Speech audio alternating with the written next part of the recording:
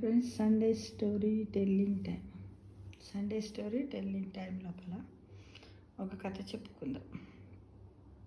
ఏంటంటే నేటి పరిస్థితులకు అర్థం పట్టే ఒక చక్కటి కథ అన్నమాట. అది చెప్పుకుందాం. ఏంటంటే కొడుకు తరచు ఫోన్లు చేయడము, భార్య కూడా పదే పదే చెప్పడంతో రాఘవరావు ఇల్లు అమ్మకానికి పెట్టాడు. అంటే రాఘవరావు అనే మాస్టారు పల్లెటూరులో ఇంట్లో ఉన్నాడు. రిటైర్డ్ అయ్యాడు. రిటైర్డ్ అయిన తర్వాత వాళ్ళ భార్య వాళ్ళ కొడుకు ఫోన్లు చేయడం ఏంటంటే, నాన్న నేను ఒక ఇల్లు కొంటున్నా, నా దగ్గర డబ్బులు లేవు, సరిపోవు, కాబట్టి 25 ఏళ్ల క్రితం కట్టిన ఆ ఇల్లు ఇప్పటి ఫ్యాషన్కు ఉండదు, ఆ ఇల్లు అమ్మేసేయి, ఆ డబ్బు తీసుకురా, మనం ఇక్కడ మంచి ఇల్లు కొనుక్కుందాము, బాగుంటుంది అని చెప్తాడనమాట. ఎవరికి? తండ్రి రాఘవరావు ఊళ్ళో ఉంటే ఈ తల్లి కూడా కొడుకు దగ్గర ఉంటుంది కాబట్టి ఇద్దరు కలిసి ఫోన్లు చేస్తారు. చేసిన తర్వాత సరే అని రాఘవరావు కూడా ఈ ఇల్లు అమ్ముదామని అనుకుంటాడు. అయితే ఇల్లు బేరానికి పెట్టి 2 నెలలు గడిచినా కూడా సరైన బేరం రాలేదు. ఎందుకంటే అక్కడ ఇల్లు కొందామని కొడుకు అనుకుంటున్నాడు. తొందరగా అది కాకపోతే ఇల్లు వేరే వాళ్ళు తీసుకుంటారేమో, అపార్ట్మెంట్లో కూడా ఉంటాయి కదా కొన్ని ఫేసింగులు, అది అని అలా చాలా బాధపడ్డారు. అయితే ఒకరోజు వెంకట్రావు దగ్గరికి ఆ ఊరు సావుకారు వచ్చి ప్రతి గదిని కూడా చూసిండు.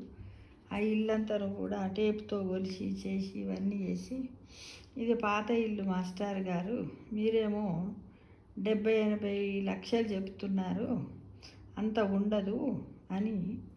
ఆయన భార్య పేరు మాస్టర్ గారు, రాఘవరావు మాస్టర్ గారి భార్య పేరు జానకమ్మ అనమాట. అయితే ఆమెతో అంటాడు, ఇది తక్కువ ధరకే వస్తుంది ఇల్లు, 25 ఏళ్ళు అయింది కదా, పాతదికి అది దాని కిందనే లెక్క, మీరు అనుకున్నంత దీనికి డబ్బు రాదు, మీరు అన్ని లక్షలు 70-80 లక్షలు చెప్తున్నారు, అంత రాదు, ఆ ఇల్లుకి ఏమీ ఉండదు, కేవలం స్థలానికే పైసలు పెడతాం అనుకుంటున్నా, నాకు 30-35 లక్షలకే ఇల్లు ఇవ్వండి అని సావుకారు అడుగుతాడు. వీళ్ళు ఏంటంటే, అరే అంత తక్కువనా అని ఇద్దరు అప్పుడు రాఘవరావు ఆయన భార్య జానకమ్మ చప్పుడు చేయక అప్పుడు జానకమ్మని అంటది, ఇక్కడ గజం రేటు 10-15 వేలు ఉంది, మీరు ఇంత తక్కువ అడుగుతున్నారు, ఎట్లా, కనీసం 55 లక్షల కన్నా 55-60 లక్షల కన్నా మీరు తీసుకోండి అని అంటారు. ఆమె మాటలకు చిన్నగా నవ్వుతాడు సావుకారు. చూడండి అమ్మ, మీకు లెక్కలు మీకుంటాయి, కొనేవాడి లెక్కలు కొనేవాళ్ళకు ఉంటాయి, కాబట్టి మేము స్థలం రేట్ని అడుగుతున్నాం, మీ ఇష్టం ఉంటే ఇవ్వండి, 40 లక్షలకు, లేకపోతే లేదని అయితే వెళ్ళిపోతారు. వెళ్ళిపోయిన తర్వాత భార్య భర్తలు ఇద్దరు మాట్లాడుకొని కొడుకు ఫోన్లు చేస్తూ ఉంటాడు, ఏమైంది అని. అంటే వీళ్ళు అయితే అదే సావుకారు కంటే సేటు కోమటాయనకు 40 లక్షలకి ఇచ్చేద్దామని అయితే కొడుకు ఫోన్ చేస్తాడు. ఆ కొడుకు పేరు రాజేష్ అనమాట. సరే తీడానా అని చెప్తాడు. వస్తాడు, పైసలు తీసుకుంటాడు, ఇల్లు రిజిస్ట్రేషన్ చేసి ఇస్తాడు, ఈయనకు వెళ్ళిపోతాడు. అంత టకా జరిగిపోతుంది. పోయి బాంబేలో ఒక మంచి ఇల్లు కొంటాడు అనమాట. అయితే అంతకుముందు వీళ్ళకి ఏం చెప్పారంటే, అమ్మా నాన్న మీరు మాతోటే ఉండాలి, 3 గదులు ఉన్న ఇల్లు కొంటే మాకొకటి, పిల్లలకొకటి, మీకొకటి అని చెప్తారు. తర్వాత ఇక ఇల్లును అప్పచెప్పిరో 2-3 నెలల తర్వాత ఈ సావుకారికి వెళ్ళిపోయిన తర్వాత పోగానే చూసే వరకు 2 గదులు ఉంటాయి. ఒరే ఏందిరా 2 గదులు ఇల్లే తీసుకుని ఉంటే, అప్పుడు పైసలు మీరు తొందరగా ఇవ్వలేదా, ఇల్లు చేజారిపోయిందమ్మా, ఏమైతే మేము ఒక గదిలో అంటాం, మీరు ఒక గదిలో అని చెప్తారు. ఫస్ట్ కొడుకు కోడలు పిల్లలు మనవరాలు అంతా ఒక గదిలో అంటారు, వీళ్ళకు ఒక గది ఇస్తారు. తర్వాత 3-4 నెలలు మంచిగా సంతోషంగానే గడుపుతారు. ఆ తర్వాత పొద్దున్నే వాళ్ళ కోడలు కూడా టీచర్గా పనిచేస్తుంది, ఈమె కూడా వండడము పెట్టడము చేయడము, ఇక పనులతోటి తికమక పడుకుంటా మస్తు పని చేసి పెడుతుంటుంది. ఇలా అయినాక 3-4 నెలల తర్వాత మెల్లగా పిల్లలు వచ్చి, నానమ్మ నేను నీ దగ్గర వంట అని 2 పిల్లలు వంటారు. పడిన వెంటనే ఆ పెద్ద మనిషి వచ్చి హాల్లో పడుకుంటాడు. ఇలా కొంచెం వీళ్ళ మీద ప్రియారిటీ తగ్గిపోతుంది వాళ్ళకి.